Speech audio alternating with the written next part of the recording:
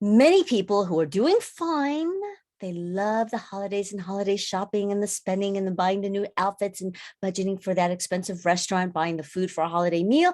They feel stressed out.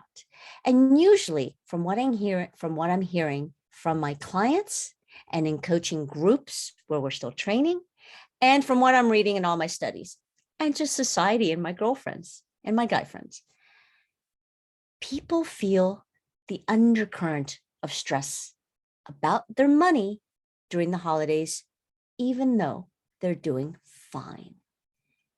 And why? Well, this could be one thing that can help you. I mean, there are reasons why your relationship growing up with money. How are your parents? How are you? But that's all in the backstory. What I'm here to address right now is dealing with that instant stressor or that undercurrent. Okay. The root cause of that instant moment of stress, are you feeling stressed out right now? Is your thought, what you think. And the good news is we get to work with our thoughts.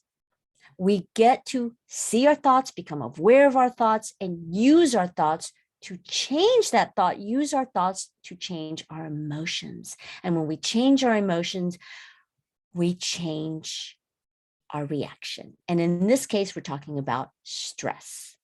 Now, some stress is always good.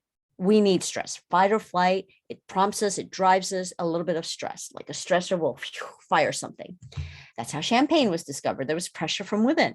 But anyway, I'm talking about the stress that's causing you to perhaps emotional eating, an emotional behavior, just not get enough sleep, to be worried about it with things whirling around in your mind, or maybe doubt yourself and question yourself and just feel that stress and not want to feel that stress. Okay. Other people do, like they start, they have another drink, or they have that extra coffee, or I'm going to treat myself with that latte with the extra whipped cream. Nothing wrong with that. I'm just saying, if it's an emotional reaction and then you regret it, okay. So your thoughts drive your emotions. That's it. Bottom line, you always have a split-second thought. That's how your brain works. And when it comes to holiday spending, I venture to say it's more of that undercurrent, that rip current underneath, rather than an immediate reaction to something like, oh my God, I can't, that kind of thing. So to change how you feel about it, I'm going to use an example of a client. She's an attorney. She's fine. She overplans in some people's eyes. She has a written out budget. She's already started knowing how she's going to spend and on what since like August. She's made reservations, the travel, how much in gift giving, all of this. And yet she feels stress. Fast forward, we're not going to take you through her whole session and sessions. But bottom line was, she realized her first thought was always January. The bills start coming in. She has to handle them. She has to deal with them. But her first thought was January. Second thought was property taxes, which is pretty hilarious because it's not till what, April? But I guess she takes care of them in January, or she starts thinking about budgeting and planning for all that for February and March and April, and starting to prepare the taxes and the corporate taxes and this and that in her business. Okay, so let's just use that as an example. She thought January. Okay, what do we change that to? She decided to change it to March. And even then she's like, you know what? I'm going to change that to May. I'm like, okay. So she changed the thought to May, because the first thing she had thought of was January. Well, how is she every year around this time of the year?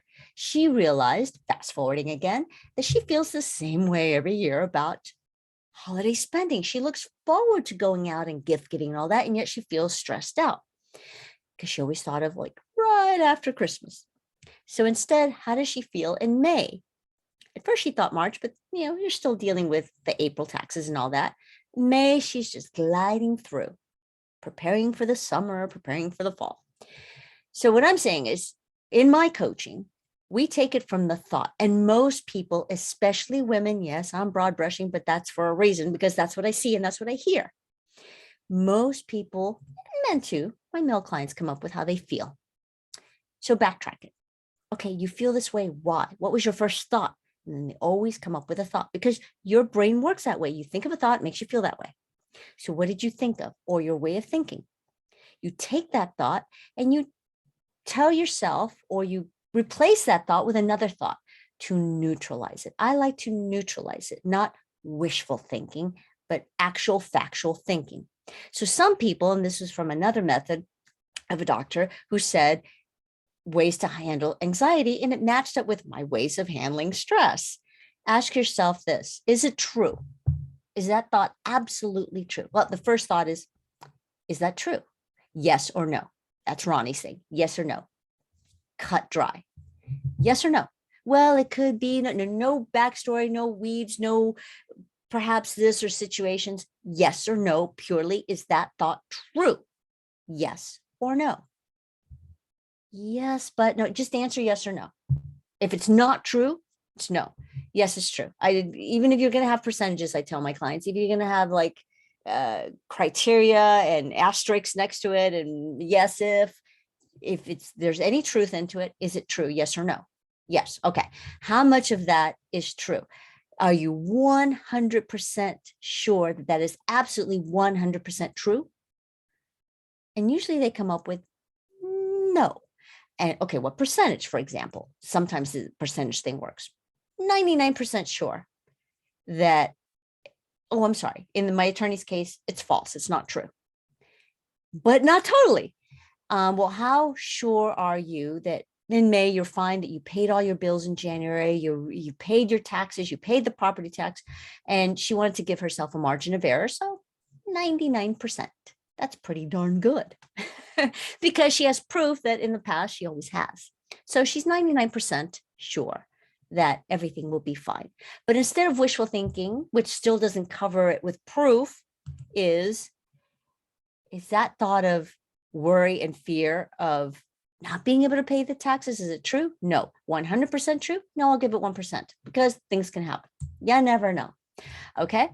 So ask yourself first, whatever stresses you out about your holiday spending, whether it's, does my husband know? Does my husband approve? Does my partner approve? Are we in sync? Will I really have that bonus? Most people don't get bonuses anymore, but whatever it is that's stressing you, is it true? Yes or no? Then is it absolutely yes or no? Look at that. Well, what can replace that? That is factual. That is 100% absolute truth that can either neutralize it or bring it up. But it's got to be true, a true thought, not wishful thinking, not just positive thinking. It doesn't have to be positive. It can be if it's true. What can replace that? Then see how you feel. Usually we work our way up in coaching. Usually it's neutralized and then it goes to something really positive and amazing. The main thing here is we're talking about feeling stressed out during the holidays, the undercurrent, not the immediate impact stressor. Okay. So what works, which thought changes your emotion of feeling stressed out? And then how do you feel? In my attorney's case, she felt lighter, free, confident, sure, competent, like a rock star. She's got this. She even imagines herself with all these shopping bags and going to a great restaurant, everything she was already planning. And she truly, genuinely did not feel stressed as she had coming into the session. This takes practice, though, because of how we've been conditioned. I don't think I'm talking to any 2-year-olds for real here.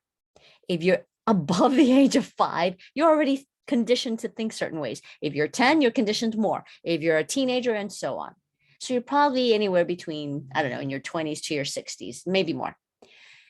And most professionals I work with are somewhere in the 30s, 40s, 50s. So we've conditioned ourselves of how we think. It's our habitual way of thinking, and everything on the outside forces, our society, our partners, our friends, our family, life, our communities, our work, everything from the outside and everything from the inside has conditioned or programmed our brains. So it takes practice to reprogram. We change our mindsets because the tools of meditation, yoga, EFT, whatever it is you do, prayer, journaling, all those are great tools. So you find what works for you. But those are tools in overall wellness and to de-stress and less anxiety. But I'm talking of on the spot and reprogramming your brain, not just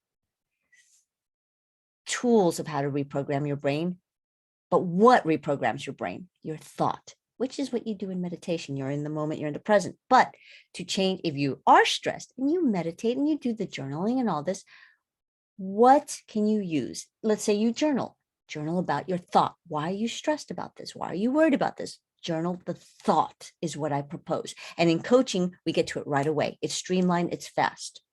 Meditating is for the whole wellness, being present. Yoga, whatever it is you use, prayer. And prayer is thought, you're thinking. Think of the thought. This is thought work, thought management. This is what I'm talking about. It is a great tool that you can complement the other self-care. So you think of your thought, but most people think of their emotions first. So I say, okay, let's backtrack it. What made you think? What did you think that prompted that emotion, that feeling of fear, doubt, sadness, anger, whatever it is? Then we work our way through thoughts. How do you feel? How do you feel? Usually people, like I said, feel okay to really turning it around 180. I mean, right there in the session. But this takes practice because I said we've been conditioned, as you know. So again, let's go back to, is this thought real? Is it absolutely 100% yes or no? How much of that percentage is yes or no then? Who would I be with that new thought? Who? Not how I would feel, but who? What kind of person would I be if I thought this way? Imagine it, feel it, put yourself in that position. See yourself objectively, like from far away. Who would I be if I thought this or I thought this way? That's a good one. Or how would I be with that thought? What state would I be in physically and emotionally and mentally? That one works very well with my clients who have reactionary emotional behaviors. Like I said, like the cigarette or the drinking, the extra latte, the noshing, the snacking, the emotional eating, whatever it is, or the not sleeping or thinking about a million things in the morning, their emotional reaction. How would I be if I started thinking this immediately? Replace that thought that caused that feeling. Think about it. Is that a true thought? What feeling does that have?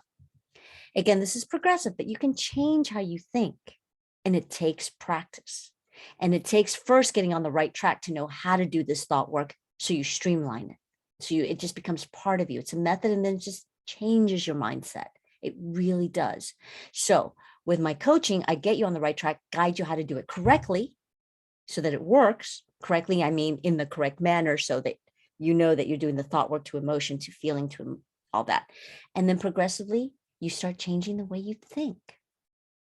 You start resetting your mind, your mindset. You are who you are with your core values and your persona and your personality. Yes, I'm just saying you are leveling up your default setting so that you change your immediate impact thoughts. They're still your thoughts. They're nobody else's. They're not cult-like behavior. No, they're no one else's. No one else's affirmations or great inspirations. They're just, I'm saying how you are wired to think first, your first thought.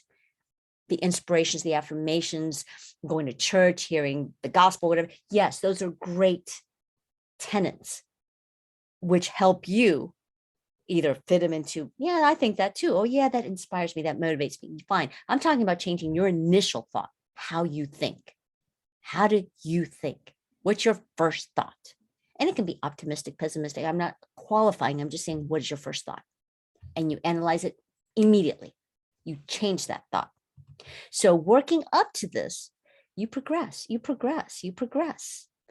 And again, just remember, the biggest takeaway of the holiday stress, how do you lessen it, diminish it, kick it right away, standing in line about to pay for something or writing that checkout or giving your credit card, at the restaurant or gift exchange, whatever it is, whatever that undercurrent is, you can do it immediately through thought work. Streamline it so you can genuinely just feel lighter and free and just empty that negative feeling by first working with your thoughts and fast. And you can do it on the spot during the holidays, on the spot and in coaching sessions, but practice in between the coaching sessions. It works. You change the root cause of that stress. That stress is an emotional reaction, an emotional feeling. And what causes that feeling? Your thought. That's the root cause of that thought, not the background stories again of why did I grow up this way, my relationship with money. No, I'm saying that instant emotion to that instant stressor and that undercurrent of being stressed out. That immediate work is the root cause right there. That first thought to that emotion, to that behavior, that stress. That's what I'm talking about. The actual treatment right away, not the backstory cause, but the treatment, the cause of in that moment. Why do you feel stressed? Or lately during the holidays, why do you feel stressed? Again, studies show, surveys show that I should quit saying most Americans surveyed and people living in the United States, because those are the studies I've read, and my clients are telling me, and my friends, my family, that most people do talk about or feel worried and share that they feel worried or stressed out during the holidays over money, even though they're doing fine. They've saved, they're budgeted, they love shopping, they love gift giving, they love to travel, but they still have money worries. That's stress, and you can work it out. So contact me, Ronnie Low Life Coach, because this is something I'm starting to work on. I want you to enjoy, genuinely deep down, just feel free and at ease. And yeah, joyous. Enjoy the holidays for what you want them to be. And get rid of that stress. Get rid of that holiday stress when it comes to money. So contact me however you see this post, and I really look forward to it. Thought work is pragmatic. It's real. I call it pragmatic woo-woo. The woo-woo is the practice part. It's your mind, but your mind is real. Our brains are computers, and they prompt our emotions and our soul and our spirit. Okay? All right, Ronnie Low Life Coach. Happy holidays. We're into them. It's raining as I'm recording this. It's raining. Happy fall, happy holidays. I'll see you in here, and hopefully contact me. We'll audit your thoughts. We'll audit your emotions. We'll audit why you feel any holiday stress. Comp on me. I call it an audit because we analyze it and we streamline it fast. Thank you, and I'll talk to you.